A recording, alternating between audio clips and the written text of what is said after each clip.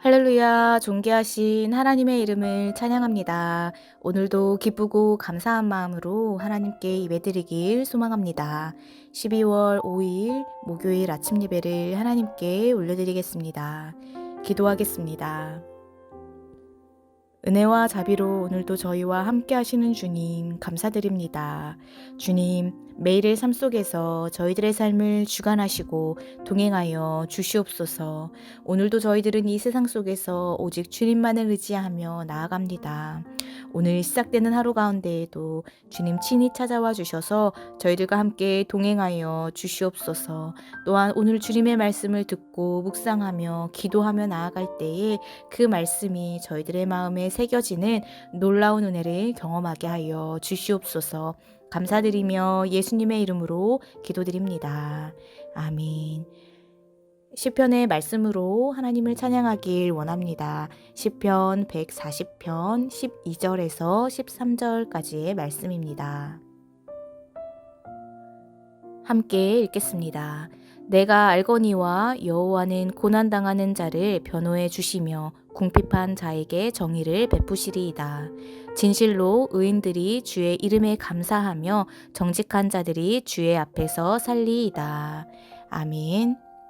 오늘 함께 묵상할 말씀은 아모스 2장 4절에서 16절까지의 말씀입니다.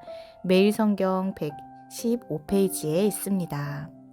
함께 읽겠습니다. 여호와께서 이와 같이 말씀하시되 유다의 서너 가지 죄로 말미암아 내가 그 벌을 돌이키지 아니하리니 이는 그들이 여호와의 율법을 멸시하며 그 율례를 지키지 아니하고 그의 조상들이 따라가던 거짓 것에 미혹되었음이라.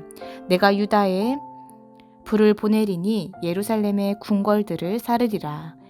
여호와께서 이와 같이 말씀하시되 이스라엘의 서너 가지 죄로 말미암아 내가 그 벌을 돌이키지 아니하리니 이는 그들이 은을 받고 의인을 팔며 신 한 켤레를 받고 가난한 자를 팔며 힘없는 자의 머리를 티끌 먼지 속에 발로 밟고 연약한 자의 길을 굽게 하며 아버지와 아들이 한 젊은 여인에게 다녀서 내 거룩한 이름을 더럽히며 모든 제단 옆에서 전당 잡은 옷 위에 누우며 그들의 신전에서 벌금으로 얻은 포도주를 마시임이니라. 내가 아모리 사람을 그들 앞에서 멸하였나니 그 키는 백향목 높이와 같고 강하기는 상수리 나무 같으나 내가 그 위에 열매와 그 아래의 뿌리를 진멸하였느니라. 내가 너희를 애굽 땅에서 이끌어내어 40년 동안 광야에서 인도하고 아모리 사람의 땅을 너희가 차지하게 하였고 또 너희 아들 중에서 선지자를 너희 청년 중에서 나실인을 일으켰나니 이스라엘 자손들아 과연 그렇지 아니하냐 이는 여호와의 말씀이니라. 그러나 너희가 나실 사람으로 포도주를 마시게 하며 또 선지자에게 명령하여 예언하지 말라 하였느니라. 보라, 곡식단을 가득히 실은 수레가 흙을 누름같이 내가 너희를 누르리니 빨리 다른 박질하는 자도 도망할 수 없으며 강한 자도 자기 힘을 낼 수 없으며 용사도 자기 목숨을 구할 수 없으며 활을 가진 자도 설 수 없으며 발이 빠른 자도 피할 수 없으며 말 타는 자도 자기 목숨을 구할 수 없고 용사 가운데 그 마음이 굳센 자도 그 날에는 벌거벗고 도망하리라. 여호와의 말씀이니라. 아멘. 할렐루야. 오늘 아침 예배에 나오신 해림의 모든 성도님들을 주님의 이름으로 환영하고 축복합니다. 오늘 말씀은 과연 그렇지 아니하냐라는 제목으로 은혜의 말씀을 나눠보고자 합니다. 오늘 말씀은 이웃나라의 심판을 선포하신 공의의 하나님이 이제 택하신 백성인 유다와 이스라엘에도 심판의 메시지를 선포하고 계십니다. 지난 시간의 말씀에서는 이스라엘 주변 6나라에 대한 하나님의 심판 예고가 마무리되었습니다. 아모스가 심판의 메시지를 선포한 6나라들은 이스라엘에 있어서 모두 원수처럼 여겨지는 나라들이었습니다. 이스라엘은 이들 나라로 인하여 많은 고통을 받았습니다. 그래서 아모스는 이스라엘을 괴롭게 한 이방 나라에 대하여 심판의 메시지를 선포하였던 것입니다. 그러나 4절에서 8절의 말씀을 보게 되면 아모스를 통한 하나님의 심판의 메시지는 여기서 그치지 않았음을 보게 됩니다. 하나님의 심판은 하나님께서 택하신 백성이었던 유다와 이스라엘을 향했기 때문입니다. 아모스 선지자는 하나님의 뜻에 맞춰 남유다와 북이스라엘을 향한 하나님의 심판의 메시지를 선포하였습니다. 이스라엘 백성들은 자기를 괴롭게 한 이방 나라에 대한 심판 예고로 기뻐하였지만 결국 그들 역시도 하나님의 심판에서는 예외가 되지 못하였습니다. 이방 나라들에 대한 심판 예고에 분명한 이유가 있었듯이 선민의 나라에 대한 심판 예고에도 명백한 이유가 있었습니다. 그것은 바로 남유다와 북이스라엘의 죄로 인한 심판이었습니다. 하나님께서 택하신 백성이라는 이유로 심판과 무관해지는 것은 결코 아닙니다. 하나님께서는 모든 죄인에 대하여 공평하게 대우하십니다. 우리 역시 그동안 예수님을 잘 믿어왔고 신앙생활을 열심히 해왔다 할지라도 죄를 범하게 되면 그 죄의 대가를 반드시 치르게 됩니다. 하나님께서는 공의로우신 분이십니다. 그렇기 때문에 자신의 백성이라 할지라도 죄를 범하는 자녀들을 향해 반드시 공의대로 심판을 행하시는 분이심을 우리는 기억해야 할 것입니다.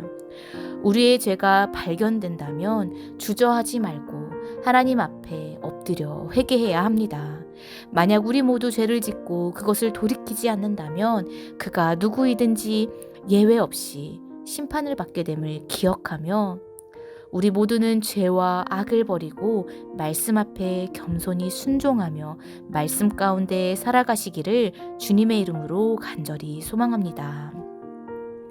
이후 9절에서 11절의 말씀은 북이스라엘 백성들의 죄와는 대조되는 하나님의 자비, 곧 이스라엘에게 베푸신 하나님의 은혜와 자비에 대하여 말씀하고 있습니다. 이스라엘을 향한 하나님의 자비는 광야 생활 40년 동안에도 이어져 왔습니다. 40년 동안 하나님은 아무것도 없는 광야에서 그들을 먹이시고 입히셨으며 낮의 해와 밤의 추위 그리고 각종 짐승들과 도적들로부터 그들을 안전하게 보호하여 주셨습니다. 뿐만 아니라 하나님은 백향목 높이와 같이 장대하고 강하기가 상수리나무 같은 아모리 사람들 곧 가나안 족속을 그 땅에서 몰아내고 그 땅을 이스라엘 백성들에게 주어 기업으로 삼게 하셨습니다. 또한 하나님은 그들 중에서 선지자와 나시린을 일으켜 그들을 바른 길로 인도해 주셨습니다.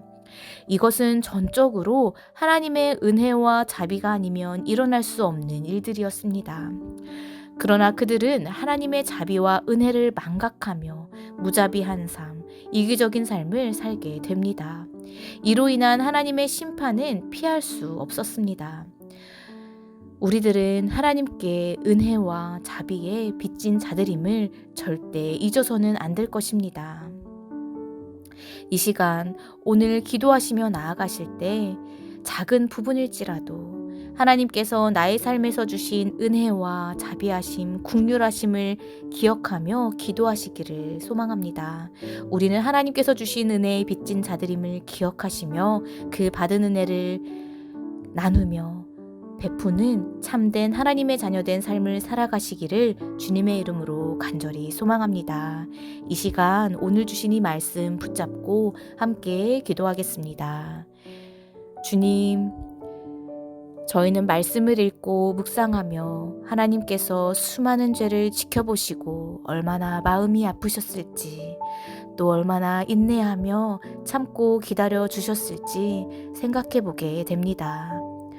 저희들 역시 죄에서 자유할 수 없지만 저희들이 죄와 마주쳤을 때에 철저하게 우리의 죄를 인정하고 주님께 회개하며 다시금 주님께로 돌아갈 수 있도록 인도하여 주시옵소서. 자비하시고 공의로우신 하나님을 경외함으로 세상의 그 어떤 것보다도 주님 안에 우리들의 믿음을 지키는 것, 말씀 안에 살아가는 삶을 가장 우선순위로 두며 살아가는 저희들 모두가 되게 하여 주시옵소서.